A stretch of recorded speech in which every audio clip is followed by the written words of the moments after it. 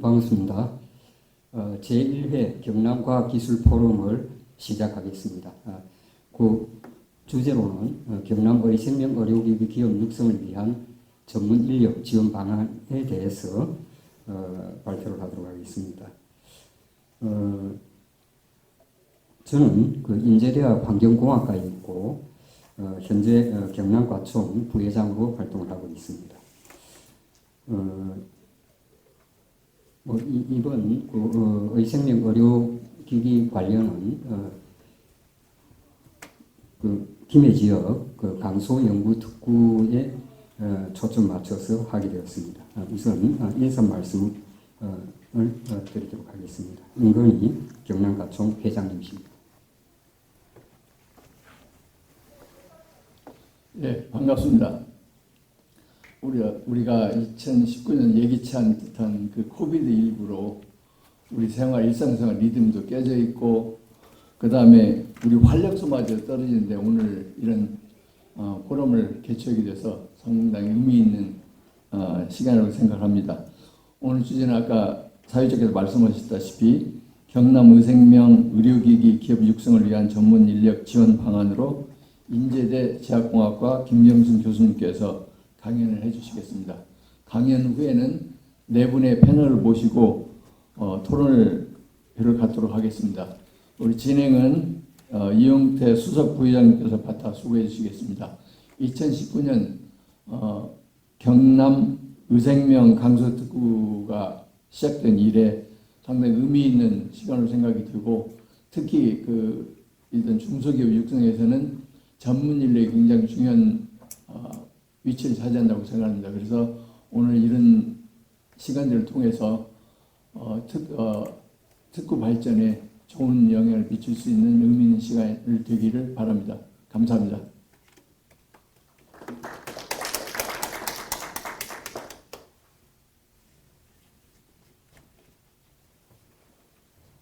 주제 발표는 인제대학 제약공학과 김경순 교수님께서 의료 관련 중소기업과 전문 인력 필요성에 대해서 발표를 하시겠습니다. 김경순 교수님은 녹십자 모감생명공학연구소 연구원으로 계셨고요. 그리고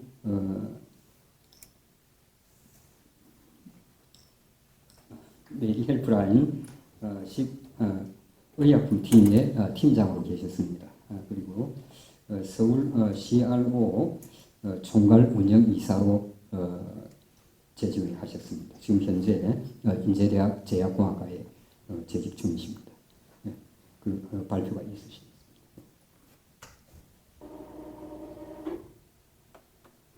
안녕하십니까. 조금 전에 소개받은 인제대학교 제약공학과에 재직하고 있는 김경순입니다.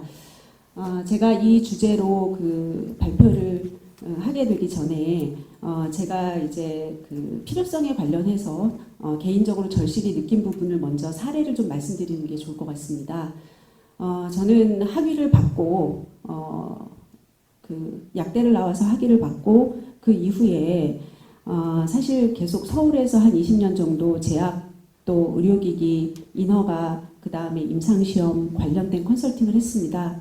그래서 우리나라에서는 신약 개발도 역사가 짧기 때문에 2002년도에 약사법이 IND와 NDA를 분리한 이후로 임상 CRO라는 게 생겼고 임상시험을 전문화하기 시작했습니다. 그래서 2020년으로 생각한다면 지금 임상을 통해서 허가를 받는 이런 신약이나 신의료기기의 기술 개발이라고 하는 건 15년의 짧은 역사를 가지고 있습니다. 그에 비해서 우리나라의 기초과학기술과 그 다음에 이런 의료기기의 개발 기술들이 월등히 많이 높아졌습니다. 그런데 사실 이런 기업들이 그만한 가치 평가를 받고 있지 못하는 이유는 커머셜라이즈 디벨롭을 할 수 있는 전문가가 없었기 때문입니다. 그리고 지금 바이오 벤처 회사들도 실제로 미국에 가서 여러 코스피나 코스닥에 상장되어 있는 회사들이 실패 사례들이 최근 들어서 나오고 있습니다. 그것은 의약품이나 의료기기의 특수성 때문입니다. 기술의 개발이 됐다고 해서 바로 공산품처럼 IT처럼 판매를 할 수 없고 그 각각의 나라의 보건당국으로부터의 레귤러토리 허들을 넘어야만 한다라는 그런 규제 과학이기 때문입니다. 그런데 실제 그런 것들은 1, 2년 사이에 이루어지지 않습니다. 그래서 정부 차원에서 실제로 한 10년 전부터 임상시험 전문가, 허가 전문가를 육성하기 시작을 했고요. 그래서 실제로 많은 인력들이 나오기 시작을 했습니다. 그런데 산업계에서 임상과 허가를 계속해서 해온 20년 정도 해온 저도 실제로 안 해본 품목에 대해서는 자신이 없고 시행착오를 해야만 하는 과정입니다. 그런 과정들을 중소기업들이 하기에는 너무너무 어렵습니다. 그리고 제가 서울에서만 있다가 이제 지방에 와서 인제대학교에 와서 4년 정도 느낀 것은 이런 지역의 기업들이 기술력이 부족한 것이 아니라 노하우가 부족하구나. 그런데 그런 서비스를 제대로 받을 수 있는 위탁기관들이 너무 절실히 필요하다라는 부분들을 느꼈습니다. 정부에서는 사실은 지역에 이런 강소특구도 지정을 하고 그 다음에 지역의 산업을 다 육성하고자 한다면서 실제로 지역에 주지 않은 것이 있습니다. 교육을 할 수 있는 인프라를 주지 않았습니다. 우리 지방에 있는 분들이 실제로 그런 교육을 받을 수 있는, 교육이라고 하는 건 교육의 장소가 필요한 게 아니라 교육을 할 수 있는 전문 강사가 필요하고 실습을 할 수 있는 기관이 필요하고 그런 부분들이 제대로 실행이 되지 않고 그냥 이론 강의 내지는 강의로만 하다 보니까 여러 가지 절실히 필요한 부분들이 저 개인으로는 굉장히 절실하다고 느꼈습니다. 그래서 오늘 이 주제를 너무 흔쾌히 제가 하고 싶었고 그래서 이 강의를 하게 되었습니다. 그럼 시작하도록 하겠습니다. 지금 개발 단계에서 가장 최첨단화되고 있는 첨단 기술입니다. 그러다 보니 실제로 지금 4차 산업혁명 이후로 가장 많이 빠른 변화를 겪고 있고요. 그 변화의 과정에서는 산업의 경계, 국경의 경계, 그 다음에 시공간의 경계, 가공간의 경계를 다 지금 소멸시키고 있습니다. 그런 개념에서 헬스케어 산업이라고 하는 건 의료기기를 20년, 30년 해왔던 사람, 의약품을 20년, 30년 동안 해왔던 사람이 아니라 실제로 새로운 기술이 일로 접목될 수 있는 가능성이 충분히 있고요. 그리고 이 다양한 보건의료 산업 자체를 우리가 그동안 겪어보지 못한 그런 노하우들이나 그런 기술력들이 이제 소개가 될 거라는 것입니다.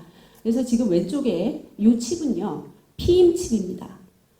그런데 밖에서 이제 조정을 할 수 있어요. 그래서 이 피임 칩을 삽입해 놓고 그 다음에 밖에서 내가 조정을 해서 가동이 될 수 있도록 만들 수 있는 칩입니다. 저 오른쪽은요, 의사들이 고글을 쓰고 있습니다. 수술하는 장면들이 다른 곳으로 그대로 전송될 수도 있고요. 그리고 내가 그 고글을 통해서 다른 곳에서 주는 인포메이션을 받으면서 보면서 수술을 할 수가 있습니다. 자, 이 밑에 좌측에 있는 건 왓슨이라고 하는 프로그램입니다. 그동안의 많은 환자들의 데이터를 통해서 항암제, 이 항암제의 리스판스가 굉장히 높았던 사람들의 파퓰레이션을 따로 분석을 하고 이 환자의 데이터를 넣으면 가장 매칭이 높은 항암제를 골라주는 그런 프로그램입니다.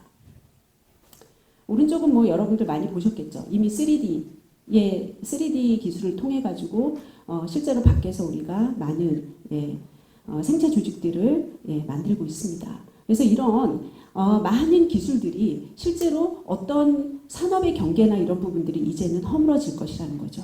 10년 전만 해도 의료기기에 의약품이 컴바인 되면 굉장히 첨단 의료기기라고 생각을 했습니다.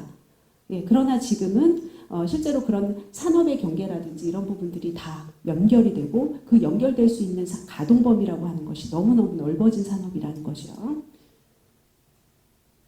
자, 그래서 의료기기 산업에 대한 특성, 특성을 이제 제가 조금 나열을 했는데요. 이 부분은 그 7월 20일 얼마 전이죠? 2020년 7월 20일에 국회 입법조사처에서 발간한 정보지에 나와 있는 내용을 제가 그대로 기술을 한 것입니다. 왜냐하면 정부에서도 똑같이 느끼고 있거든요. 그렇기 때문에 우리 지역에 있는 사람들도 똑같이 느끼고 있습니다. 자, 의료기기는요, 행위수가의 수반이 됩니다. 지금 무슨 얘기냐면 수술을 할 때 그대로 같이 사용을 하면서 작동이 되고, 그리고 그 기술 자체가 실제로 의료기술로 변화가 된다라는 거죠.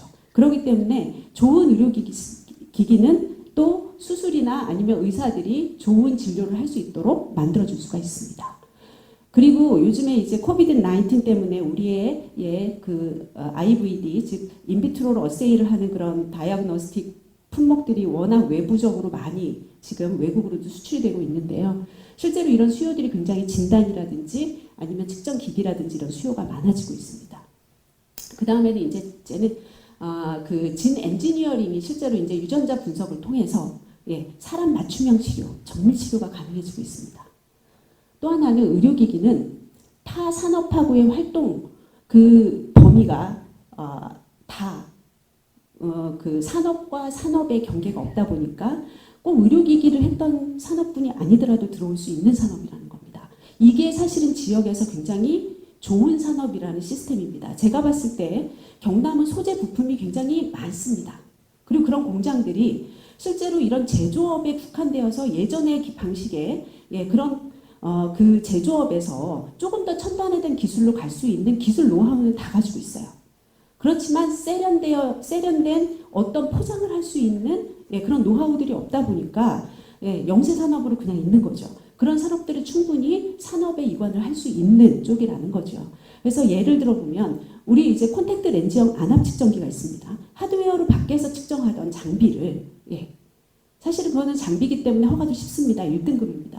그런데 그거를 콘택트 렌즈형으로 만들어서 훨씬 더 가치 있는 고부가 가치 산업으로 만들었다라는 거고, 그 다음에 이제 AI가 이런 의료기기들과 컴바인되고 있고, 그 다음에 이제 디지털 치료제처럼 전자약처럼 이런 소프트웨어들이 실제로 어떤 진단과 치료의 하나의 툴로 활용이 되고 있습니다. 그렇기 때문에 게임을 하던 사람들도 디지털 치료제를 개발하고 있고요. 그리고 인체에 부착된 웨어러블 기기들을 만드는 사람들이 이제는 전자약 쪽으로 가고 있고, 그래서 실제로 이제 이런 다른 산업들에서 활용을 할 수 있는 그런 기술이 된다라는 거죠. 그 다음에 이제 공익성이 높다는 겁니다. 전체적인 국민건강보험의 재정을 줄일 수도 있는 부분으로 우리는 접근을 할 수도 있고요. 그래서 또 다른 부분은 이런 비영리 재단인 의료재단들이 실제로 이런 개발들을 같이 많이들 하고 있다라는 것입니다. 자, 그 다음에 인체에 직접 적용된다는 점에서 규제가 강하다는 겁니다. 제가 아까 규제과학이라는 말씀을 드렸습니다. 자, 규제라고 하는 건 어떤 측면에서 보면 한 번 그 규제를 허들을 넘어본 사람한테 있어서는 굉장한 독점권을 부여받는 개념입니다.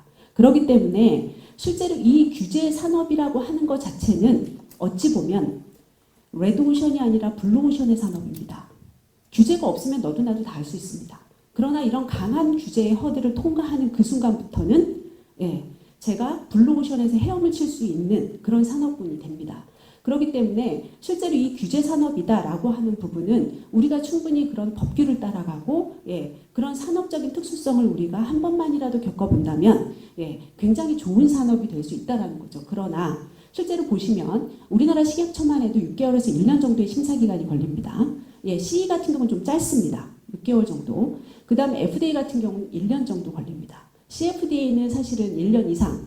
그리고 각각의 품목의 특수성이나 아니면 이제 그 CFDA의 어떤 전략에 따라서 굉장히 차이가 많습니다. 어떤 건 2, 3년이 지나도 못 받는 품목들도 있습니다.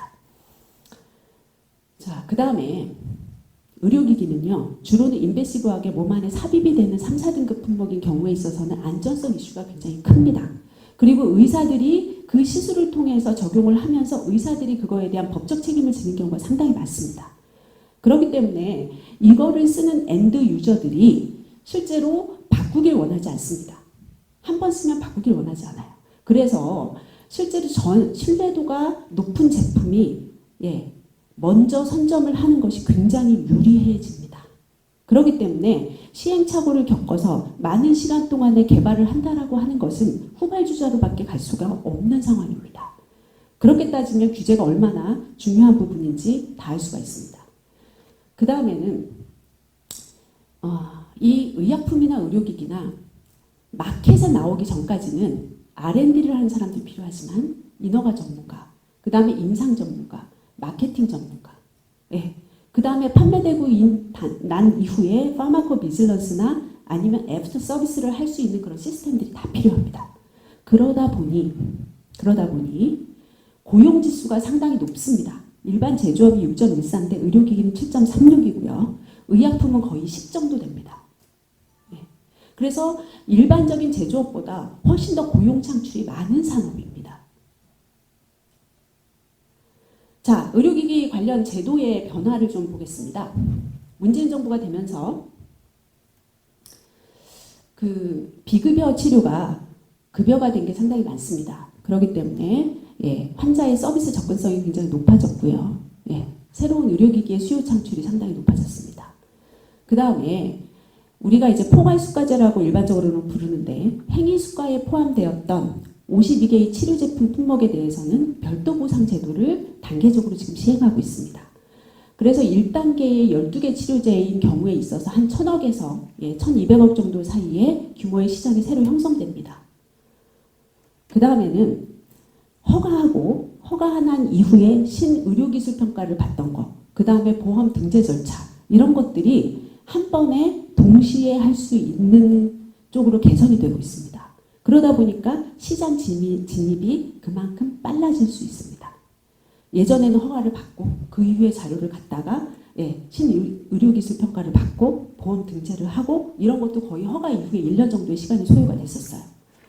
그런데 그런 부분들을 정부에서 당겨주고 있다는 거죠.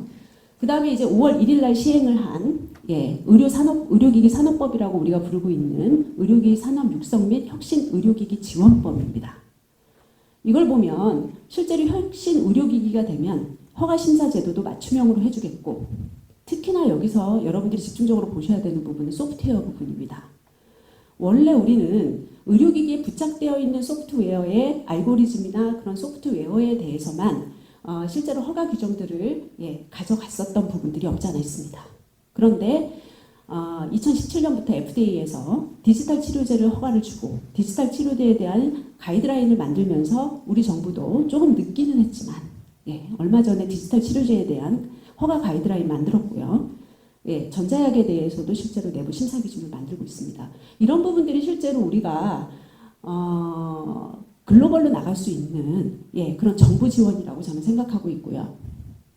그리고 또 하나는 우리가 이제 예전에는 성능이 유사한 우리가 이제 510K 품목이라고 하는 거의 동등성을 비교하는 그런 의료기기들이 대부분이었지만 요즘에는 실제로 이런 PMA 트랙으로 가고 있는 신의료기기들이 상당히 많습니다. 그러려면 임상은 반드시 필요합니다. 그렇기 때문에 이런 임상시험에 대한 맞춤형 지원 사업, 이런 사업도 상당히 지금 서울 쪽에서는 하고 있습니다. 그리고 체외진단 의료기기법이 만들어졌습니다. 그래서 IVD에 대해서는 우리가 프로스펙티브하게 전향적인 임상 데이터들을 요구하던 것을 품목에 따라서는 후향적으로 리스펙티브한 그런 후향적인 리스펙티브한 그런 데이터들을 실제로 이제 우리가 가공 처리를 통해 가지고 리트로스펙티브한 데이터들을 허가 자료로 인정을 해주는 그런 시스템들이 생기고 있습니다. 그래서 우리가 이런 IVD에 대해서도 관심들을 많이 가지고 있는데 시장이 좀 작습니다. 그렇기 때문에 실제로 우리가 이런 신의료기기의 임상시험 지원 사업들이 더 크게 지원이 돼야 된다라는 거고요. 의료기기 산업 전체적인 현황은 2019년도에는 아직 오픈된 게 없어서 제가 2018년도 걸 가지고 왔습니다. 2018년도 국내 의료기기 시장 전체적으로 보면 6조 8천억입니다. 2017년도에 비해 가지고 10% 정도가 증가가 됐고요. 2014년부터 18년까지의 그로스 레이스를 보시면 한 8% 정도의 성장률을 보이고 있습니다. 전체적인 산업에서 이 정도면 상당히 높은 성장률을 보이고 있는 산업입니다. 그 다음에 2018년도 세계 의료기기 시장 규모를 한번 보겠습니다.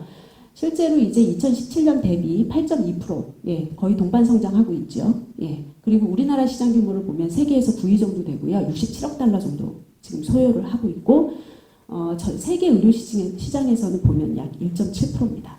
예, 작은 시장은 아니지만 큰 시장도 아닙니다. 그 다음에 이제 체외 진단 의료기기 그 쪽을 포커스를 해서 보면 2015년 기준으로 5억 7,400만 달러 정도였고 25년도 되면은 7억 6천만 달러 정도로 증가할 것이라고 예측을 하고 있습니다. 자, 관련 이슈에 대해서 좀 보겠습니다. 우리는 의료기기 같은 경우는요, 안전관리가 상당히 미흡합니다. 예. 특히 우리나라에 있어서는 의료기기 업체들이 상당히 영세하기 때문에 시판 이후에 안전관리에 대해서 상당히 미흡하고요. 예, 몇 년 전에 유방 보형물로 큰 사고가 터진 이후로도 실제로 이런 부분들은 빠른 해결책을 갖고 있지는 않습니다. 그리고 대부분의 의료기기 산업체가 영세기업입니다. 그래서 2018년도 기준으로 10억 원 미만을 보면 2,738개의 기업입니다. 거의 80% 정도가 영세기업이라고 보시면 됩니다. 매출이 10억 미만이라고 하는 건 임상시험은 도저히 생각을 하기도 어렵고요. 이런 레귤러토리 허들을 넘기도 상당히 어려운 정도의 기업들입니다. 또 하나는 이제 그러다 보니 수입 의존도가 상당히 높습니다. 그래서 보시면 그냥 평균을 내보니까 수입 의존도가 62.8%예요. 별로 크지 않은 것 같습니다. 자, 근데 밑을 보면 알 수 있습니다. 우리가 일반적으로 54대 46인데요. 종합병원으로 가면 20대 80 정도가 되고요. 상급병원이라고 하는 건 우리가 대학기관이죠. 대학기관 정도 되면, 대학병원 정도 되면 예, 거의 90% 이상이 외산을 쓰고 있습니다. 예, 그러니까 실제로 우리가 3등급이나 4등급 이렇게 인베시브하게 들어가야 되는 의료기기들은 거의 외산이라고 보시면 될 것 같습니다. 자, 그리고 지금 변화되는 환경에서 보면 첨단 기술 변화 상당히 빠르고 있고요. 그 다음에 우리나라 같은 경우는 인구 고령화나 만성질환자의 증가가 신속하게 이루어지기 때문에 실제로 진단, 예방 이런 부분들이 상당히 클 수밖에 없습니다.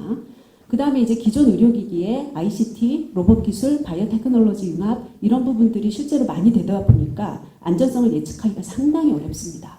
그러면 이런 기술들을 개발을 하기 위해서는 가장 필요한 부분은 3등급, 4등급의 고부가 가치 의료기기를 국산화할 수 있고 안전성 관리를 할 수 있는 세이프티 모니터링을 할 수 있는 임상이나 허가 전문 인력이 반드시 필요하고 시급하다. 기술의 발전에 따라가지 못하고 있는 부분이라고 생각을 하고 있습니다.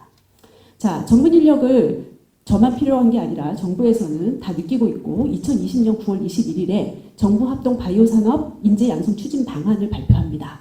그래서 여기 보시면 제가 빨간 박스로 표시한 부분이 있습니다. 임상하고 허가 쪽 인력을 이렇게 양성을 하겠다라고 했고 임상 인력을 보시면 2021년부터 1,000명이 넘는 인재를 양성하겠다고 되어 있습니다.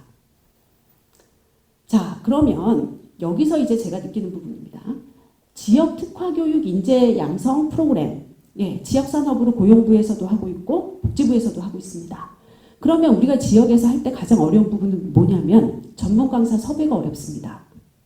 왜냐하면 저만 해도 서울에서 근무할 때 여기까지 내려오면 하루가 걸리기 때문에 저의 하루의 아워리 코스트를 생각하면 내려오지 않습니다. 예, 그러니까 전문 인력이 여기 와서 강의를 제대로 해주지 못하다 보니까 경력이 없는 예, 그런 분들이 와서 강의를 하고 있다는 거예요. 그런데 허가나 임상은요, 잘못된 컨설팅, 잘못된 강의로 인해서 굉장히 많은 기업이 큰 리스크를 가져갈 수 있습니다. 잘못된 컨설팅은 그만한 타임의 로스와 코스트의 로스를 동반하고 있기 때문에 실제로 이런 인재 양성 프로그램 자체의 퀄리티는 너무너무 중요합니다. 그래서 교육의 질 관리가 되지 않는 교육은 안 하는 게 낫습니다. 그 다음에 이제 실습기관 부족합니다. 서울만 해도 대형병원 많고요. 임상 케이스들이 많기 때문에 실제로 이런 모니터링이나 이런 부분들을 나갈 때 같이 가서 교육을 받을 수 있는 시스템들이 있습니다. 예, 전무입니다. 그 다음에 교육기관 교육이 다 수도권에 편중되어 있습니다. 지금 여기 있는 이 산업들의 대부분을 운영하고 있는 게 임상은 코넥, 국가임상사업단이고요. 보건산업진흥원, 바이오협회, 의료기기 산업협회들 다 서울에서만 강의하고 있습니다. 여기까지 내려오지 못합니다. 그래서 실제로 이제 1년에 한 번이나 2번 정도 내려오기를 원하고 해서 1년에 한 번 정도 내려와서 우리 학생들을 대상으로 해주고 있습니다. 그러나 제가 아까도 말씀드렸지만 단회성의 교육이고 그만한 교육의 질을 유지할 수 있는 강사풀들이 없다라는 게 지금 가장 큰 문제입니다. 또 하나는 허가 및 임상 전문 위탁기관들이 거의 수도권에만 있습니다. 그래서 이 근처의 중소기업들을 보면 서울에 올라가서 어느 누구한테 컨설팅을 받았는데 이렇게 얘기를 하더라 라는 얘기를 저한테 많이 합니다. 그런데 실제로 임상시험에 대해서는요, 이 어떤 CRO, 어떤 임상 위탁기관을 선정하느냐에 따라서 벌써 성공률이 많이 좌우될 수 있는 그런 그 노하우를, 그러니까 그런 경력들이 상당히 많이 필요한 전문 컨설팅입니다. 그런데 그런 부분들을 지역에서 단회성으로 올라가서 받는다는 것이 상당히 어렵고요. 그리고 제대로 된 그 기업 내에 허가나 임상에 대한 전문가 풀이 없다 보니까 CRO 선택도 어렵고 CRO를 관리하는 것도 어렵고 이런 부분들이 실제로 너무 큽니다. 그러다 보니까 의료기기 같은 경우는 같은 품목이라고 하더라도 같은 레이저 장비라고 하더라도 어떤 환자를 대상으로 이 기술이 개발이 돼야 되는지, 그 다음에 어떤 치과 용품인 경우에 있어서도 이거를 어떤 식으로 어떤 파퓰레이션 환자들을 대상으로 개발해야 되는지에 따라서 마케팅이 결정이 되는데, 그런 제품의 특수성을 맞추지 못한 임상을 하다 보니까 마케팅에는 별로 도움이 되지 않는 임상을 하고 있다는 거죠. 그래서 실제로 이런 부분들이 기업에서는 상당히 어려움을 가지고 있습니다. 자, 그러면 중소의료기기 회사에서의 기업가치 상승을 위해서 어떤 인력이 가장 필요로 할까요? 자, 제가 생각한 부분입니다. 우선 학교나 연구소에서 기초과학 기술을 개발합니다. 그러면 바이오 벤처회사, 의약품이나 의료기기나 다 똑같습니다. 응용과학이나 기술 연구로 발전을 시킵니다. 그 다음 단계는 규제가 들어갑니다. 이 규제가 들어가는 이 사업부터는 실제로 우리가 식약처라든지 아니면 요즘에는 FDA도 많이 진출을 하기 때문에 FDA라든지 CE라든지 이런 부분들 나가야 됩니다. 그런데 실제로 그렇게 나갈 수 있는 기술 문서를 만들고 전임상을 하고 임상을 하고 실제로 이런 글로벌 규제나 규제에 대응할 수 있는 전문 인력들이 없다 보니 끝까지 갈 수가 없는 겁니다. 좋은 기술이 사장이 되는 거죠. 그래서 실제 제가 생각한 건 이 지역에도 이런 허가나 임상을 할 수 있는 전문가 풀이 들어와야 하고, 그 다음에 또 하나는 현재 있는 기업의 임직원들이 제너럴리스트의 PM 정도는 해줄 수 있는 사람들이 있어야 한다. 그래서 실제로 기업의 교육이 신입사원들의 교육 위주가 아니라 이런 프로젝트 매니저를 할 수 있는 임원급들이 어느 정도는 이런 CRO도 관리하고 레귤러토리 오소리티도 관리할 수 있는 프로젝트 매니저급으로 더 발전시킬 수 있는 어떤 교육 프로그램이 필요하다라고 생각을 했습니다. 자, 여기서 보시면 우리가 이제 기업을 해보신 분들은 다 아실 겁니다. 기업에서는 가장 중요한 건 돈입니다. 그리고 특히나 의약품이나 의료기기는 이런 기술 개발부터 그 다음에 임상이나 허가까지의 많은 돈이 필요하기 때문에 투자가 반드시 돼야 되고, 투자를 받기 위해서는 기술력을 확보해야 되기 때문에 특허는 반드시 필요합니다. 그 다음에 레귤러토리 허들을 넘으려면 CMO가 필요하고, 그 다음에 전임상을 하려면 GLP 필요하고, 그 다음에 임상을 하려면 CRO가 필요합니다. 자, 근데 한국은 뭐 2-3시간 KTX 타고 올라가면 서울 가고요. 서울에 다 컨설팅 받을 수 있는 기업들이 있습니다. 그러나 저도 CRO를 운영해봤지만 한미나 대웅이나 유한처럼 저의 계속적인 고객사가 될 수 있는 스폰서랑 한 번 정도 그냥 끝내고 단타로 하는 스폰서랑은 회사에서 프로젝트 매니저를 배당을 할 때 달라질 수가 있습니다. 거기다가 실제로 이런 회사들이 본인들의 제품이나 본인들의 관리에 대해서 철저하게 할 수 있는 사람이 안에 있는 것과 없는 것과는 그 결과물이 너무너무 달라집니다. 그러다 보니까 실제로 이런 CMO도 있고 GLP도 있고 CRO도 있지만 이런 서비스들을 제대로 활용할 수가 없다라는 거죠. 지역에서는. 그러면 이제 이런 부분들을 어떻게 지역에서 그러면 한 번에 해결할 수는 없습니다. 그래서 제가 생각한 방향은 전문 위탁기관에 대한 상수 정보, 인포메이션, 그러니까 어느 CRO에서 어떤 제품들을 해봤다더라. 그리고 그런 CRO들은 파이낸셜 스테빌리티나 아니면 거기에 있는 인플로이에 대한 퍼포먼스 평가를 어떻게 하고 있다더라. 그 다음에 평가 시스템은 어떻더라. 이런 부분들을 좀 지역에 있는 기업들한테 인포메이션을 제공해 줄 수 있는 시스템이 필요하고, 또 하나는 실제로 이런 글로벌이라든지 적어도 마켓이 큰 서울이나 아니면 수도권 쪽에서의 언맨 니즈가 그 병원이라든지 아니면 마켓에서 어떻게 형성하고 있는지에 대해서 KOL 그룹을 육성을 해서 그런 KOL 그룹들이 지역에 있는 기업들한테 쉐어를 할 수 있는 그런 시스템들이 필요하겠다라고 생각을 했습니다. 자, 그래서 이제 제가 그 다음에는 간단하게 5분만 소개를 시켜드리겠습니다. 이게 제가 이거를 이제 인제대학교 제약공학과에 부임을 한 지 이제 4년 됐는데요. 예, 졸업생은 이제 3년 차로 올해부터 나가고 있으니까 올해까지 3년 내보냈습니다. 그래서 CRA 트랙이라고 해서 임상시험 전문가들을 양성하는 트랙을 만들었고요. 서울에서는 사실 제가 아까도 말씀드렸지만 코넥, 보건산업진흥원, 그 다음에 각각의 CRO에서 실제로 본인들이 직원들을 트레이닝시키고 그 다음에 제약 기업에서 트레이닝을 시키고 이런 시스템들을 갖고 있습니다. 그러나 지역 산업에 있어서는 지역 거점 대학들이 할 수밖에 없습니다. 그래서 실제로 이제 제가 학생들을 대상으로 해서 만드는 트랙이고요. CRO는 어떤 역할을 하는 데냐면 여기서 보시면 이제 우리가 기초적으로 개발을 하고 다 하고 나면 레귤러토리 오소리티 허가를 받는 게 필요합니다. 예, 그러려면 이제 그거에 대해서 임상시험을 의뢰하는 의뢰자가 있고요. 기업이죠. 제약기업이나 의료기기 기업. 이런 데가 임상을 실제로 어디 가서 해야 되냐면 병원 가서 해야 됩니다. 병원에는 연구자가 있고요. 예, IRB 보드들이 있습니다. 이런 병원에 있는 시스템들을 이 스폰서가 임상시험이 주장창 있는 게 아니거든요. 예, 그렇다고 해서 계속해서 임상시험에 대한 인력들을 회사에서 고용을 할 수는 없습니다. 그렇기 때문에 1890년대부터 미국에서는 이미 CRO 사업으로 신약 개발이나 의료기기들이 다 개발이 되어 왔고요. 우리나라는 이제 2005년도부터 시작이 됐습니다. 2004년. 예, 그래서 이제 우리가 CRO라고 하는 이런 비즈니스가 생겼고요. 이거는 이제 임상시험을 스폰서를 대신해서 예, 계획하고 관리해주는 모든 역할들을 다 하고 있습니다. 자, 그래서 이제 제가 학생들을 이렇게 해서 선발을 합니다. 3학년 1학기 때 선발을 하고요. 1년 반 정도 가르치고 나면 실제로 이제 한 학기 정도는 외부로 이제 내보내고 있는데 이렇게 학생들을 선발하는 기준부터 이제 영어를 조금 타이트하게 보고 있습니다. 네, CRA 직무모형을 지금 제가 설명을 드리려고 하는 이유는 왜 그러냐면요. 이게 제약공학과의 프로그램이 아닙니다. 사실 보시면 여기에 이제 임상시험 결과 처리에 대해서 통계 분석이 들어가고요. 네, 결과 처리를 할 수 있는 데이터 매니지먼트 시스템이 들어갑니다. 이쪽은 사실 IT 전문가들이기 때문에 우리가 IT를 전공한 사람들, 그 다음에 실제로 통계를 전공하신 분들이 여기서 일을 하고 있습니다. 그리고 실제로 이제 여기에서 임상시험을 계획하는 메디컬 라이팅이나 이런 부분들을 한 사람들은 실제로 약학이나 의학을 하는 분들이 많이 하고 계시지만 그러니까 각각의 전문 파트에 따라서 실제로 그 베이스는 다 다를 수가 있습니다. 그래서 이제 제가 하는 프로그램도 임상시험 모니터 요원들은 실제로 이제 병원에 나가서 임상시험 차트를 볼 수 있는 사람들로 육성을 하고 있고요. IT를 좋아하는 남자친구들은 실제로 이제 데이터 매니지먼트 쪽으로 가고 있고요.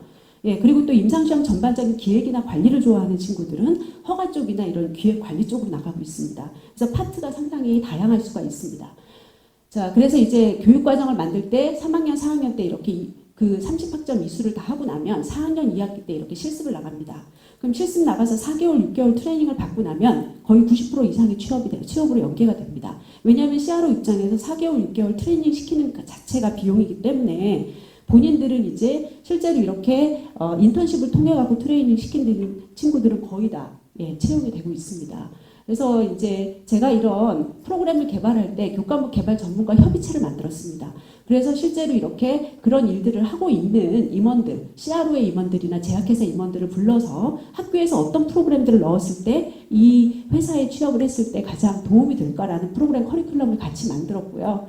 학생들이 실제로 이렇게 한 학기마다 글로벌 CRO나 아니면 병원 임상시험 센터나 이런 데 견학을 다 하고 있고요. 제일 중요한 프로그램은 저희는 이제 지금 3년차 정도 됐기 때문에 서울에서 이미 이쪽 직무를 하고 있는 졸업생들이 있습니다. 그래서 40명 정도가 실제로 1년에 제가 한 학기에 한 번씩 하는데 서울에서 이미 졸업생이 한 40명 정도 모이고 있습니다. 그래서 재학생들은 한 20명 정도 가고 그래서 실제 이제 학교에서 어떤 프로그램들을 더 했으면 좋겠는지 이런 부분들도 같이 논의가 되고 학생들이 취업 지도나 이런 부분들이 상당히 도움이 되고 있습니다. 그래서 트랙 이수 학생들이 이제 지금 2018년부터 배출이 됐고요. 예, 올해는 올해는 코비드 19 때문에 어려워서 임상이 안 될 거라고 생각을 했는데 오히려 취업률은 지금 더 높습니다. 그래서 22명 중에서 16명이 취업을 했습니다. 근데 제가 이 프로그램을 소개를 시켜드리는 부분도 이 학생들 전체가 다 서울로 취업을 하고 있습니다. 지역 기업에 전혀 도움이 되지 않습니다. 그래서 실제 이 부분을 저도 마음이 아픈데 학생들이 받는 처우나 학생들이 근무하는 근무 환경이나 이런 것들을 무시하고 제가 지역 기업에 내보낼 수는 없습니다. 그렇기 때문에 실제로 제가 지역 기업들이 이런 인력들을 어떻게 쉐어를 하고 어떻게 시스템화 만들 것이냐 이런 부분들은 상당히 고민스러운 부분입니다. 그런데 이게 여기만 고민스러울 것 같진 않습니다. 우리 동남권에 부울경 전체를 통해서 임상 CRO는 한 군데도 없고요. 이런 전문 인력들을 양성할 수 있는 실습기관도 교육기관도 한 군데도 없습니다. 그래서 이거는 이제 참고로 우리가 식약처에서 이제 그 임상시험은 전문가가 좀 가서 병원에 가서 자료를 제대로 봐야 하기 때문에 법정 의무 교육 시간을 이수를 해야 한다라고 약사법을 개정했습니다. 그래서 실제 이제 임상시험 모니터 요원 같은 경우는 그 직무를 하기 위해서는 40시간 이수를 해야 됩니다. 이게 법정 이수 시간입니다. 이게 없으면 저런 회사에 취업도 할 수 없고요. 일도 할 수 없습니다. 40시간 생각을 해보면 8시간씩 5일입니다. 8시간씩 5일 동안 우리 학생들이 서울에 가서 여관에서 전전하면서 내지는 찜질방에서 전전하면서 5일씩을 개인 사비로 이렇게 개인 사비로 교육을 받습니다. 그래서 사실 제가 이거를 코넥에 얘기를 해서 코넥에서 지금 지원을 해서 1년에 딱 8월 첫째 주, 한 주 동안 5일 동안 내려와서 40시간 이수를 시켜주고 계십니다. 이게 현실입니다. 그래서 동남권에 RA나 CRA 교육 인증기관은 절실히 필요하고요. 이런 교육 시스템들은 마련이 돼야만 기업과 우리 학생들이 같이 상생할 수 있는 프로그램이 될 수 있다라고 생각합니다. 이상입니다.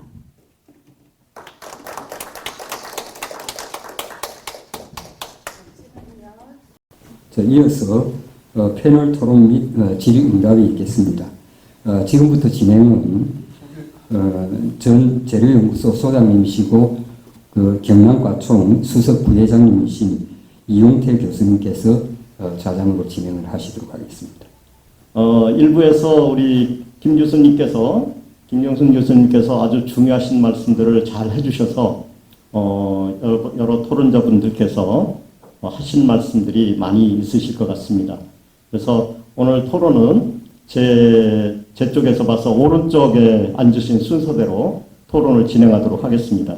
제일 오른쪽에는 우리 백승관 기업 대표님께서 먼저 발제 내지는 토론을 해주시고 그 다음에 이어서 이 프로그램의 가장 수혜자 또는 가장 원하는 게 많을 것 같은 우리 김윤아 학생께서 그 소감이나 바라는 바나 이런 거를 좀 말씀을 해주시고 그리고 이어서 제 왼쪽으로 김해시에서 나오신 우리 시의 공무원께서 이 교육 의료 이 기기 산업에 대한 관련 인재들을 어떻게 육성할 건지 하는 거에 대한 여러 가지 대책들, 그 다음에 시에서 해온 일들, 미진한 일들 이런 말씀들을 좀 드려주셨으면 좋겠고요.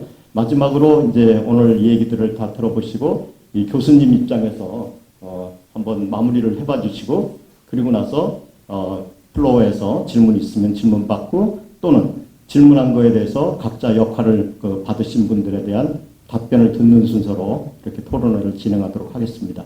자, 그러시면 맨 오른쪽에 계신 우리 경험이 많으신 의료기기 산업에 경험이 많으신 우리 백승관 대표님께서 그동안의 경험과 의료 기기 관련 인력 양성을 에 관한 견해를 좀 피력해 주셨으면 감사하겠습니다.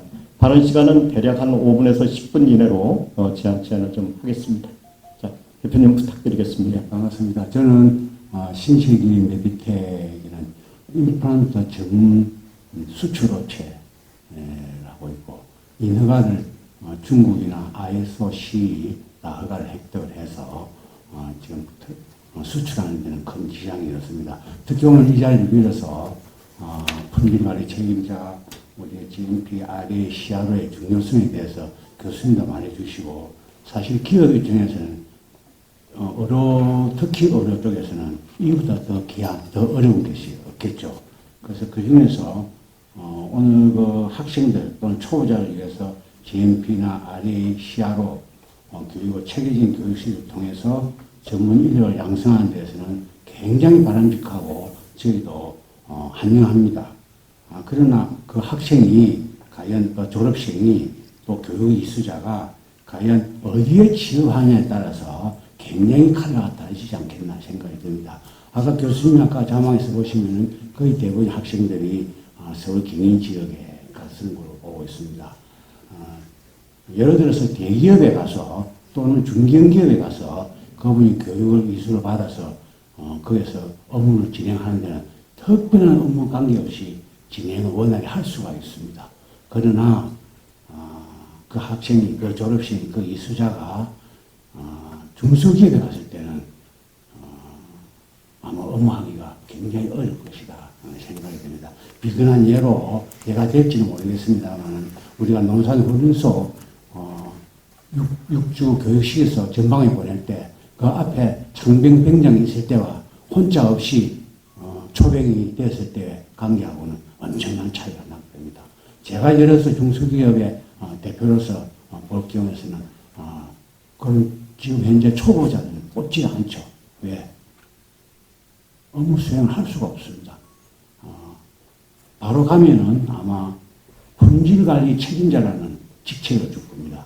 아마 품질관리 책임자가 제 기억에 2016년도에 업무 수행을 하고 있습니다. 업무적으로 하는데 그것은 직접 그 기업에서 판매 또는 개발 판매나 격리 회계 빼고는 모든 R&D나 품질관리, 생산, 나중에 판매 후에 리스크 관리 모든 전체 역할이고 모든 책임과 권한을 가지고 있습니다. 그러나 그 대표들은 책임을 주지 권한을 주지 않습니다. 잘. 그럴 경우에 많은 학생들이 그 교육자가 스트레스를 받고 업무 수행을 어렵게 하지 않겠나 하는 우려가 생긴다는 말씀이죠. 제 입장에서 보면은. 그러나 저는 다행히 많은 경험을 갖고 있기 때문에 특별한 건 없습니다만 이제 그게 좀 부족하지 않겠나 하는 우려가 되겠고요. 그러면서 차선으로 제가 하나 부탁드린 것은 방금 먼저 우선한 것은 농산훈련소라고 생각하면은 이번에는 좀 하사관 교육, 장교육을 시켰으면 어떻게 좋겠냐. 예를 들어서 기업에서 추천하는 그 인재들이나 그 육성을 해서 그 사람을 오히려 RLA나 CRO나 GMP 교육을 시키면은 훨씬 빠르게 할 수 있지 않겠나 이런 생각도 듭니다. 그래서 아까 교수님과 말씀은 같이 하되 이것도 병행하면은 굉장히 효과적이 있을 것이다. 그럼 당장 쓸모가 있고 당장 기업에서는 플러스가 됩니다. 그 다음에 세 번째, 아까 교수님도 그 말씀을 드렸습니다만 의료에 있어가지고는 제일 문제가 인허가인데 보통의 대표들이나 임원들이 그것을 잘 몰라요. 그래서 여러 가지 불법을 하게 되고 또는 업무를 수행하는데 에러를 많이 보고 있는 것을 저희들이 보고 있습니다. 그래서 대표자 또는 임원 교육을 별도로 실시해서 정말로 우리가 이 제품에 대한 신뢰성을 가질 수 있도록 그 사람들한테 어떤 뭐라 그러나 아이디어나 그런 걸 교육을 심으면서 더 좋은 효과가 있지 않을까 이런 생각이 들고요. 매번처로는 지금 클래스가 1, 2, 3, 4가 있습니다. 그래서 사실 1급, 2급은 신고사항이고 3급 사항이 허가사항인데 대부분에 보면 그 관계없이 그냥 교육을 한다고 그럽니다. 그래서 이번에 같으면 1급, 2급, 3급, 4급을 좀 구분해서 하면은 더 좋지 않겠나 이런 생각도 들고요. 그래서 저는 우리 인제대학에서 이런 학생들이 정말 나와서 우리 기업의 지역에 그런 된다 그러면은 저는 적극적으로 환영하고 기업에 홍보도 해서 더 발전되도록 최대한 노력하는데 조석이 되겠습니다. 감사합니다. 네, 우리 백승관 대표님께서 아주 좋은 말씀 잘해 주셨습니다. 기업의 입장에서 초급 훈련받은 학생도 필요하고 졸업생도 필요하고 더해서 이 고등교육도 필요하고 심지어는 대표자들을 모아서 이 교육을 시켜서 이 의료기기 산업에 관한 여러 가지 다양한 경험들이 같이 응집되는 이런 교육이 굉장히 중요하다 이렇게 말씀을 해주셨습니다.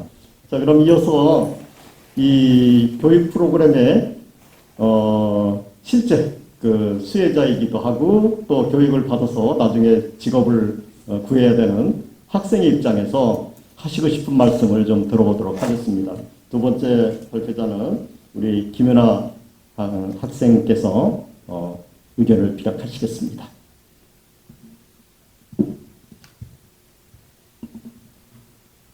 네, 반갑습니다. 저는 인제대학교 의생명학과 4학년에 재학 중인 김유나 학생입니다. 무엇보다 먼저는 의료기기 산업에 대해서 이 산업이 매년 성장을 하고 있고 또 인허가 부분에서의 그 수요가 정말 매우 많이 필요한데 그에 따른 교육 또한 이 인제대학교에서 이제 필요하고 또 강소특구로 정해짐으로써 이 전문 인력 양성을 위한 교육에 대한 필요성을 이제 말씀해 주신 교수님께 먼저 감사 인사드리고 싶고요. 지금 김해시가 기업이나 이제 학교가 강소특구가 되어서 사업을 진행을 하고 있지만 학생들은 이제 아직까지는 많이 알지 못하는 경우가 많다라는 얘기를 제가 이제 이 토론을 진행하기 전에 자문을 구한 그 결과로 나왔고 그에 따른 홍보랑 커리큘럼에 대해서 이제 저는 그 홍보나 커리큘럼의 확대가 가장 필요하다고 생각하는 부분이 있고요. 현재는 이제 시행하는 중이고 만들어가는 중이라면 후에는 어떻게 이 경남 지역에서 또 이 지방에서 또 수요와 인력을 어떻게 유지할 것인지에 대한 그런 필요성도 저는 구직자의 입장에서 필요한 부분이라고 생각이 듭니다.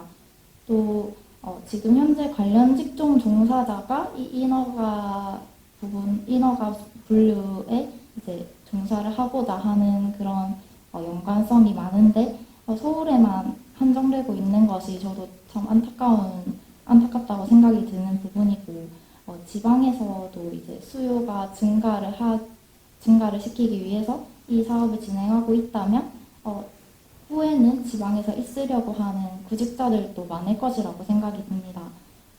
정말 좋은 사업이고 관련 계열 학과 학생으로서 참 지금은 저의 입장은 이제 구직을 준비를 하고 4학년이 되어서 이 교육에 참여를 하지는 못하겠지만 주변에 계열학과 학생이고 해당 사항이 있는 학생이라면 충분히 추천을 하고 싶은 입장이라고 말씀드리고 싶습니다.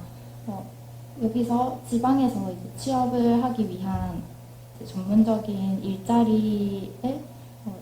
일자리를 만들기 위해서 어떤 이제 커리큘럼에 대한 이제 홍보와 또 제약공학과만의 프로그램이 아니라고 말씀을 해주신 부분이 있는데 그렇다면 해당 계열이나 관련 학과가 어떤 것이 있는지 그 관련 학과에도 안내를 하고 좀 관련 모집 대상을 조금 확대를 하면은 학생들도 많은 관심을 가지게 되지 않을까 싶고요. 또 기업이나 정부에서는 교육 인프라를 전문 강사를 이제 초빙을 하거나 이 전문 강사 라인을 구축하여서 이 경남 지역에서 좀 전문적인 프로그램이 좀 필요하다라는 생각이 들고 또 단순 이론적인 부분만 이제 지금은 현재 진행되고 있는 부분이 좀 전문적인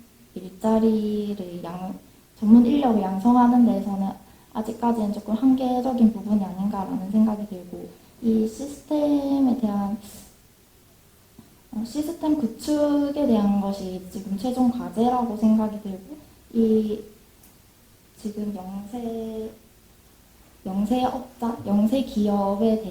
영세기업 이제 중소기업이라고 하는 거죠. 이 중소기업의 학생들이 이런 구직자들이 취업을 하면서 함께 커갈 것이냐 아니면은 이 교육을 먼저 이수를 한 후에 이 기업에 들어가서 전문성을 쌓아가느냐에 대한 것도 저는 조금 궁금하고 어떤 방향으로 나아가실지 저는 그 부분에 대해서 오늘 조금 듣고 싶은 생각이 있습니다. 그래서 지금 심사 지원 또 기업 부분에서는 금액에 대한 그런 자본에 대한 지원에 대해서도 얘기를 해주셨는데 그 부분은 또 어떻게 될 것인지 저는 이제 듣고 싶은 부분이 있습니다. 네. 그래서 오늘 토론을 통해서 환경 변화와 함께 이루어지는 이 인허가 인력 양성에 대해서 좀 어떻게 인력을 양성할 것이고 앞으로 이 경남 지역에 어떻게 구축을 할 것인지 그런 방향성에 대해서 듣고 싶은 것이 저의 의견입니다. 네, 이상입니다. 학생의 입장에서 피력할 수 있는 그런 좋은 의견인 것 같습니다. 관련 학과뿐만이 아니라 유관 학과에까지 이런 프로그램이 좀 홍보가 되고 확대가 됐으면 좋겠다 이런 요청 사항이 있었고요. 그 다음에 이제 지역에서 중소기업에서 어떻게 이렇게 이런 프로그램을 더 확대할 건지 이런 것들에 대한 질문사항 또는 대책 이런 것들을 이 부분에 대해서는 나중에 교수님께서 한번 이 플랜 지금 하고 계시는 플랜의 확장 프로그램 또는 그런 것들에 대한 미래 비전 이런 것들을 좀 한번 질문에 대한 답변으로 좀 준비를 좀 부탁드리겠습니다. 나중에. 그 다음에 이 시스템을 구축해서 보다 근본적으로 이 프로그램이 잘 나갈 수 있도록 해주셨으면 고맙겠다. 이런 학생의 요청사항이 있었습니다. 그럼 이어서 다음 패널 토론자로 넘어가서 제 왼쪽에 앉아 계신 김해시에서 나와 계시는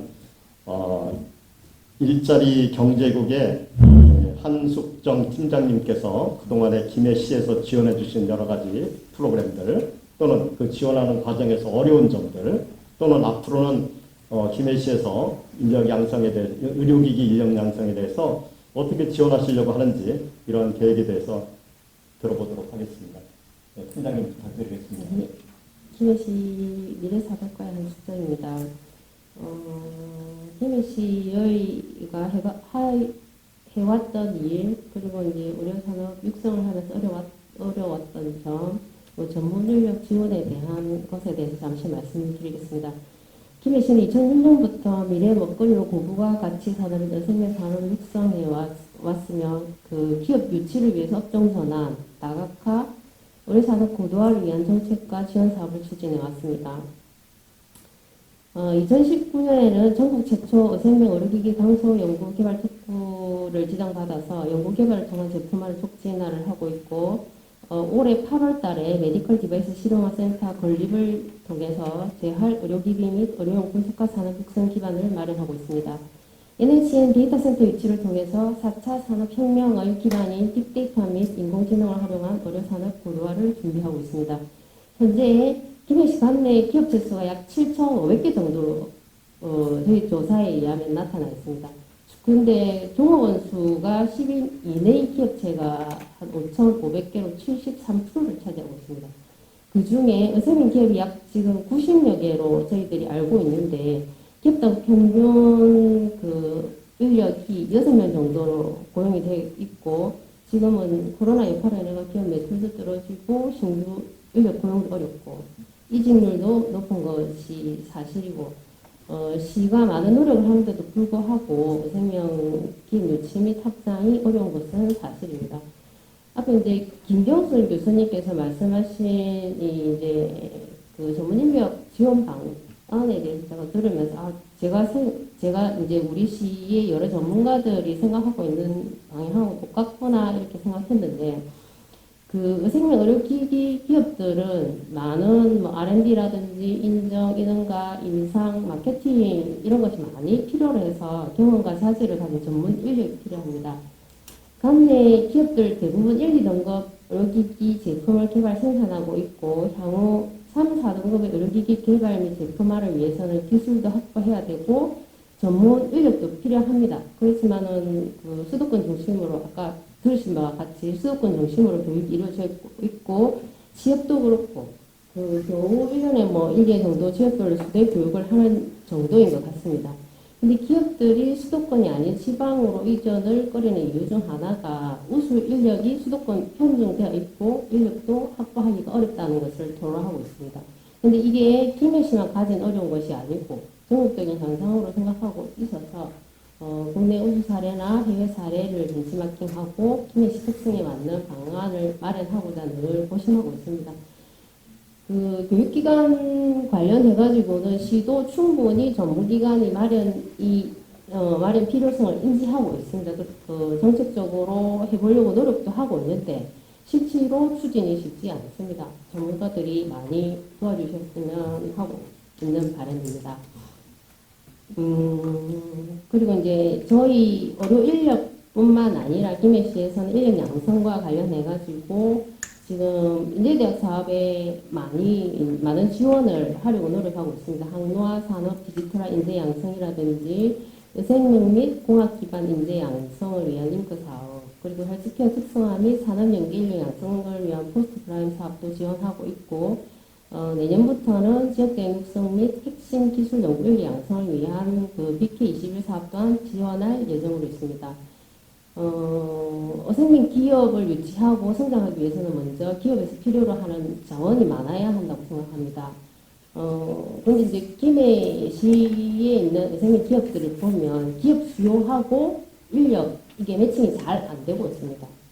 특히 현장에서 필요한 인력 그 양성기관, 지금 이제 대학교가 주로 하고 계시는 것 같은데, 긴밀한 협조가 필요하다고 생각하고, 근데 시는 실제로 교육을 하지 않기 때문에 어떤 교육이 필요한지를 저희들이 알 수가 없습니다. 그래서 이제 그 현장하고 또 이제 가르치는 양성기관의 소통도 많이 필요하고, 그 가운데서 시가 도와줄 게 있으면 좀 많이 도와줘야 되겠다는 생각이 들고 있습니다. 그래서 앞으로 이제 산학연관이 서로 다 힘을 합해가지고 풀어나가야 할 과제인 것이라고도 생각이 듭니다. 참으로 안타까운 것은 아까 시야로 교육을 해서 대부분이 전부 서울에밖에 취업을 하지 못한다고 하고 있는데, 사실 저희들이 인력 지원을 많이 해주고 싶지만 그 인력을 지원해주는 데 있어가지고 취업률을 무시할 수가 없습니다. 우리 시 입장에서는 인력 지원해주면서 그게 좀 쉽지 않은 문제구나 하는 생각이 들기도 합니다. 앞으로도 김해시는 우수 기업 유치와 전문 인력 양성에 최선을 다할 것입니다. 경청해 주셔서 감사드립니다. 감사합니다. 시에서 굉장히 다양한 노력을 기울이고 계신 것을 우리도 잘 알고 있고, 여러 가지 필요성도 느끼고 있고, 지방의 한계에 대해서도 말씀을 해주셨습니다. 이런 것들을 저희도 다 익히 잘 알고 있는 바고, 이것들을 어렵더라도 시에서 더 많은 지원을 해주심으로 해서 이 의료기기 인력 양성 사업이 활성화되고, 궁극적으로는 이 지역의 의료기기들이 활성화되고 이렇게 될 수 있도록 더 많은 지원을 부탁드립니다. 이렇게밖에 말씀을 드릴 수가 없을 것 같고, 지금 시에서 생각하시는 여러 가지 지원 방안 등등을 포함해서, 그럼에도 불구하고 이 의료기기 인력 양성 사업에서 실제로 참여해보는 교수의 입장에서 시나 또는 전문가들에게 요청하고 싶은 그런 것들이 있으면은 이번 기회에 한번 토론을 좀 유도해 보고 싶습니다. 교수님. 네, 반갑습니다. 저는 민주대학 의용공학부에 있고요. 먼저 초청해 주셔서 감사합니다. 불러줘서. 그리고 김혜씨 감사드립니다. 많은 감사합니다. 저희는 한 몇 년 전부터 그 대학의 사회적 책임 이 부분에서 많은 관심을 가지고 있고요. 지수 개발도 하고 있습니다. ESI라는 ESI 사회 경제적 책임 임팩트 팩터를 계산하고 있고요. 그 다음에 올해부터는 링크 사업단을 주축으로 대학의 지속 가능성 확보를 위한 목표 17개를 설정하고 많은 것들을 하고 있습니다. 에너지부터 그 다음에 이주민들, 그리고 환경, 그리고 일자리, 청춘 이런 부분을 세세하게 17가지 나눠서 이제 집행 체계적으로 하려고 계획입니다. 그리고 강서특구 연관해서는 저희가 교육 쪽에서는 이제 타이틀을 전략을 이렇게 세웠습니다. 글로벌 역량을 갖춘 K바이오 인재 요람으로 세웠습니다. 경남김해 강서특구 핵심 기술 보유기관이 인재대인데 제가 느끼기에는 제가 맡은 다른 보직 중에 하나가 이제 기술 이전 센터장입니다. 보면은 과연 인재대가 보유한 기술 중에 어떤 게 과연 산업에 바로 직접적 영향을 미칠 수 있을까, 혹은 바로 뭐 제품화될 수 있을까라고 물어본다면 저는 뭐 거의 부정적입니다. 그리고 현재 인재다 교수 수도 좀 부족하고, 그 다음에 연구 인력 자체가 너무 부족합니다. 그래서 의료기기, 뭐 강서특구는 됐지만 인력이 많이 부족한 상황이고, 그리고 물론 이제 학생 수도 엄청나게 부족하죠. 이제 저희 의료기기면 의용공학과 그런 관련 학과들인데, 나날이 학생 수준도 떨어지고 있고, 학교에서 이제 골치가 아픈 문제죠. 이제 입시일 혹은 뭐 그런 것 때문에.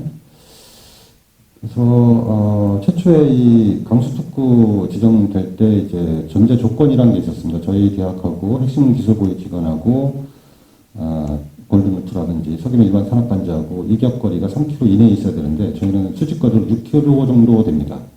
그래서 저희는 결격 사유거든요. 절대 특구가 인정될 수가 없었습니다. 그래서 그때 전제 조건을 제시한 게 뭐냐면 의용과학과를 의료기기 만드는 학과를 특구 내에 설치하겠다. 그래서 산당 캠퍼스를 만들겠다라고 계획을 냈습니다. 근데 뭐 아직도 진행이 안 되고 있고, 참 안타까운 현실입니다. 그래서 학교 자체적으로는 뭐 링크라든지 예전에 프라임이라든지 해서 뭐 IPP, 일학생병원 병영제, 캡슐 디자인, 그 다음에 요건 이제 재학생들 관련된 프로그램이고, 그 다음에 재직자 교육도 하고 있고요. 근데 참 다행스러운 거는 올해 저희 대학이 BK가 3군데가 되는데 그 중에 하나가 직접적으로 특과와 연관된 학과가 디지털 학문화 헬스케어 학과라고 있습니다. 이 프로그램이 대학원이 선정이 돼서 그나마 좀 어느 정도 인력을 좀 교육할 수 있지 않을까 이런 생각을 하고 있습니다. 그리고 경남도 측에 저희가 좀 아쉬운 점을 말씀드리고 싶다면 한 가지가 있는데, 최근에 경남지역 혁신 플랫폼 사업이라고 있는데 저희는 계획을 세우기로는 의료 빅데이터 교육, 디지털 의학, 그 다음에 비대면 의료 서비스, 그 다음에 공공의료 관련 교육, 그 다음에 K방역 관련 어떤 프로그램을 만들려고 하고 있었는데, 이게 제가 알기로는 이제 통으로 제안서상에서 빠진 걸로 알고 있습니다. 결국 저희는 참여할 수 없다는 뜻이죠. 그러니까 경남도가 항마 산업을 주축을 하고 있고, 뭐 얼마 전에도 뭐 그 항마 플랫폼 사업을 한다고 신문에 나왔었는데 엊그저께. 근데 김해 양산 지역이 양방 항로화 산업의 주축이 된 기관인데도 불구하고 지역 혁신 플랫폼상에서 양방 항로화 산업의 주축인 김해 지역에 있는 대학이 이런 플랫폼 사업을 참여할 수 없다는 것은 굉장히 안타까운, 그래서 안타까운 말씀드리고 싶고, 그 다음에 이 산당 캠퍼스도 마찬가지입니다. 이격거리를 해소하기 위해서 이게 당장 뭐 단기 평가를 해야 되는데, 제 최초에 이 강서특구 사업 제안서를 작업할 때 저희는 김해시하고 이미 MOU를 맺은 상태였고, 그다음 계획서상에서는 이제 메디컬 디바이스 센터가 준공이 되면 거기다가 들어가게 되고, 저희과 전체가 학부 대학원이 전체가 옮기는 거죠. 그러니까 복사해서 컨트롤 C 컨트롤 V를 하는 겁니다. 그 공간에다가 주촌에다가. 그래서 최대 이슈거리가 뭐냐면 학생들의 학습권 보장이고, 그 다음에 그 캠퍼스다운 캠퍼스를 3단에다 꾸며야 되기 때문에 그 여러 가지 학생 복지들 고민을 많이 했었습니다.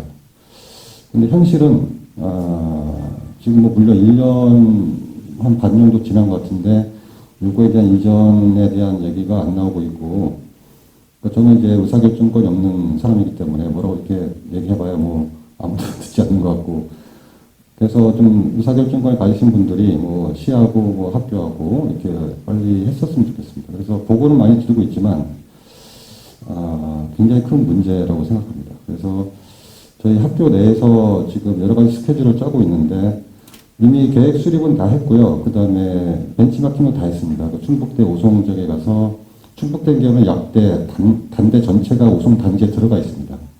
그래서 캠퍼스 인정받고, 그 다음에 근데 그 학교 역시 문제가 뭐냐면 그러니까 충북대 약대 졸업생들이 오송에 있지는 않습니다. 단 한 명도. 다 서울로 가버리죠. 그것도 저희가 해결해야 될 문제인 것 같고요. 그래서 저희가 요 산당 캠퍼스를 준비하면서 학교 내 혹은 김해시와의 관계 요거를 해서 몇 가지 정리를 해봤습니다. 먼저 공간이 필요하고요.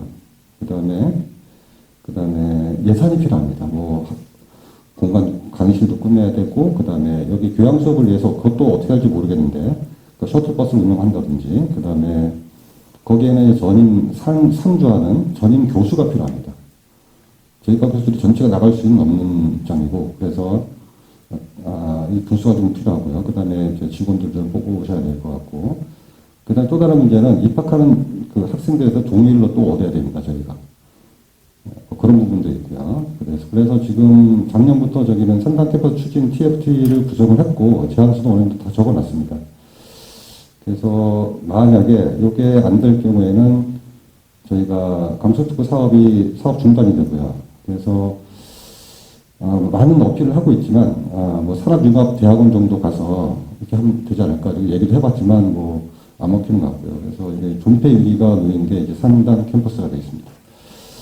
그래서 부랴부랴 준비를 많이 하고 있고, 그래서 교육부하고 논의도 많이 하고 있고, 어딜 가봐라 그래서 가보기도 하고, 막 조사를 많이 했습니다. 그런데 교육부에서는 완벽한 준비를 하지 않으면 허가를 못 해줍니다라고 점점 그 요건들이 강화되고 있는 입장이고, 최근에 인천대하고 제주대학이 됐는데, 참 저희는 안타깝습니다. 그러니까 그래서 일단 김혜 씨하고 잘 협의를 해서 공간하고 돈을 확보하고 그 예산을, 그리고 저희 학교 입장에서는 법인 이사의 승인 보고를 할 절차를 받고 있습니다. 그래서 너무 대학 입장에서만 많은 일을 하고 있지 않나, 이렇게 김혜 씨도 좀 준비를 하셨으면 어떨까, 이렇게 바로 말씀드립니다. 네, 이사입니다. 네, 감사합니다.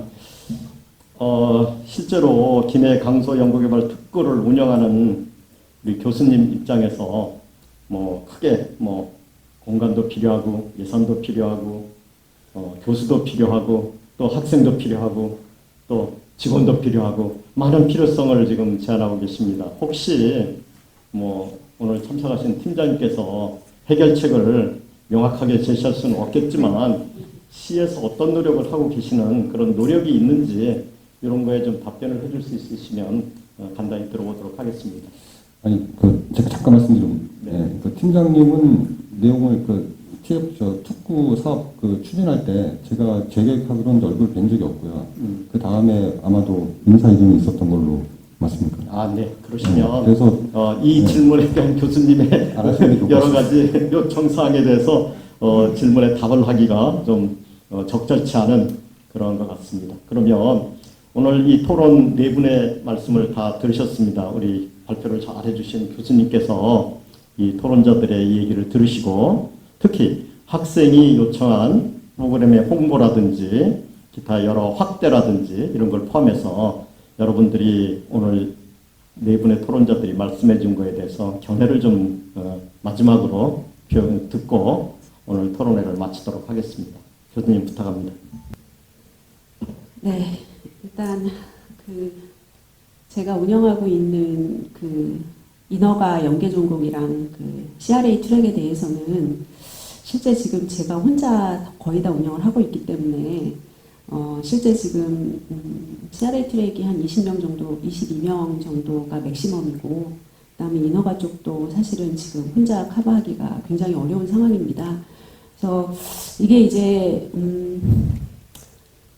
남을 탓하면 앞으로는 절대 갈 수 없는 거고, 그래서 사실은 이제 제가 할 수 있는 범위 내에서 조금씩 늘리고 있습니다.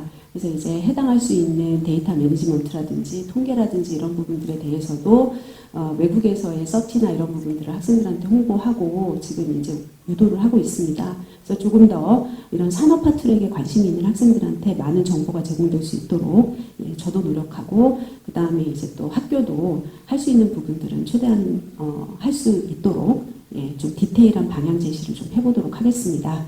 그리고 이제 두 번째입니다. 지금 이 문제는 닭이 먼저냐 달걀이 먼저이냐의 문제입니다. 그런데 제가 생각했을 때 지역에서의 인재 양성은 닭이 먼저입니다. 기업이 돈을 벌어야 실제로 그 기업이 고용인들한테 적절한 처우를 해주고 우수한 인재를 유치할 수 있습니다. 그런데 실제로 영세한 기업에 서울로 좋은 회사에 취직할 수 있는 친구들을 지역을 위해서 여기서 태어났으니 희생하라고는 할 수 없습니다. 네.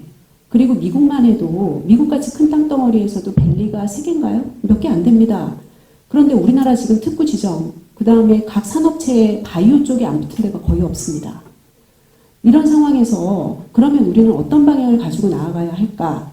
선택과 집중입니다. 차별합니다. 그런 부분들을 실제로 기업들이 부자가 돼야, 기업들이 잘 나가야, 실제로 그게 지역 대학에 있는 학생들이 좋은 처우를 받고 좋은 학생들이 지역에 엄마 아빠와 함께 살 수 있습니다. 그걸 위해서 실제로 시와 대학이 노력해야 되는 건 역할 분담이 아니라 지금 상황에 있어서는 저는 공조체제가 끈끈하게 유지가 돼야지만 된다라고 생각을 하고요. 그리고 일단 제가 지금 생각하는 한 부분은 재직자 교육을 일반적인 직원들이 아니라 조금 더 임직원으로 높여서 프로젝트 매니지먼트 교육이 필요합니다. 스페셜리스트는 우리나라 너무 많습니다. 그런데 그 스페셜리스트의 지붕을 씌울 수 있는 각각의 기둥에 지붕을 씌울 수 있는 제너럴리스트가 너무 부족합니다. 왜냐하면 이거는 규제를 넘어가야 되는 산업이기 때문에 실제로 아까 말씀하셨듯이 디시전 메이킹을 할 수 있는 사람이 이 산업의 특수성을 이해하고 규제를 이해하고 있어야만 합니다. 그러기 위해서는 가장 먼저 돈을 앞에 나가서 벌 수 있는 사람들한테 제대로 된 정보를 줄 수 있는 컨소시엄이 필요하고 그게 컨설팅 컨소시엄이라고 생각합니다. 제대로 된 컨설팅이 되지 않으면 오히려 이분들 그나마 영세기업으로라도 유지했던 분들이 새로운 산업으로 들어가서 그조차도 못하게 되는 리스크를 가져갈 수 있습니다. 그래서 그런 부분들을 실제로 좀 제대로 지원해 줄 수 있는 시스템을 시와 대학에서 만들어야 된다고 생각을 하고요. 그리고 우리 학생들도 좋은 처우를 받고 지역에서 일할 수 있는 우수한 기업들이 지역에서 계속해서 발굴되기를 바랍니다. 그래서 아까도 제가 말씀드렸지만 규제는요. 한 번만 통과한 사람은 그 다음부터는 0에서 1로 뛰었기 때문에 1에서 10이 가는 거는 0에서 1만큼 걸리지 않습니다. 그래서 그런 기업들이 하나둘 탄생해서 지역에 뿌리 박혀서 실제로 김해, 경남 여기가 우리가 실제로 지금 특구로 지정된 그 시너지가 계속해서 나올 수 있을 거라고 생각합니다. 그래서 서로 노력하고 그리고 학생들한테 좋은 가이드를 줄 수 있는 그런 대학이 되었으면 하는 게 제 바람이고 열심히 노력하도록 하겠습니다. 네. 여지까지 네 분의 토론자와 좋은 발표를 해주신 우리 김경순 교수님 말씀을 들어봤습니다. 김경순 교수님께서 마지막에 거의 랩업을 잘 해주셔가지고 이런 일련의 일들이 시와 대학과 또 산학연 관련 산업체라든지 다 합심이 돼서 김해 지역의 의료기기 산업이 활성화되고 여기 인력이 배출되고 지역의 기업을 다시 또 활성화시켜서 이 지역이 의료산업의 대한민국의 의료산업의 메카가 될 수 있기를 될 때까지 저희 노력을 하도록 하겠습니다. 오늘 토론에 참석해 주신 네 분 토론자분 그리고 발표해 주신 교수님 모두 감사드리겠습니다. 이상으로 오늘 토론회를 마치도록 하겠습니다. 감사합니다. 수고하셨습니다.